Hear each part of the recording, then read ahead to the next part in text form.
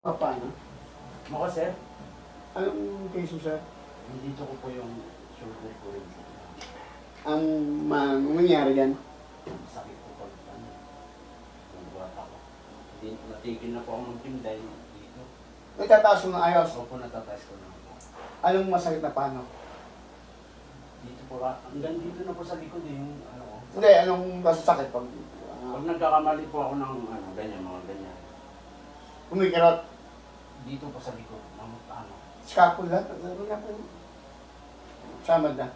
Dito po. Dito? Sa may scapula. Sa rhomboids. Opo. Pag nag-chest po ako na incline, masakit. Dito po sumasakit. Ngayon, isa nakakaperwisyo, yung pagtulog lagi nakatagilid. Sleeping habit, no? Tagilid.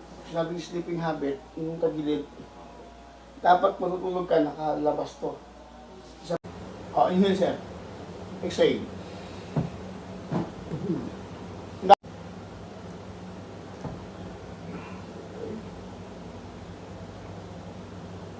Ayos lang. Meron.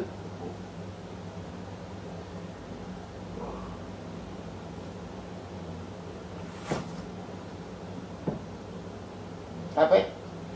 Kapit, sir, kapit. Yan, kapit, kapit, kapit. Okay. Kapit doon. Ay, tapat lang, lagi tapat, o kung susubrahan. Kasi ang chest natin, pag nagpapalapat tayo, yan. Okay. Taas. Baba. Okay, taas pa. May lakas na to. 1. Taas, taas, taas. 2. Taas pa. Masakit. Anong nangyari? Wala. Oh, nawala yung pain? Wala. Nawala? Okay, congrats.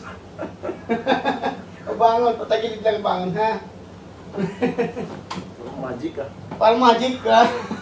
Bangon, bangon, bangon, bangon. Ayan, sir, pwede nang ibuhat bukas kung gusto mo. Pero ipahinga mo muna, ha? Opo. Ayan. Pero yung sinabi ko sir, makinig ka lang. Ha? Iwasan mo lang lagi nakatulog. Yung matutulog, sobrang tagilid. Pwede mo nakatagilid, nakalawit dito. Nakalabas to. Ha? Dati ako nung lagi kong ginagawa yon, ito lagi yung sakit sa akin.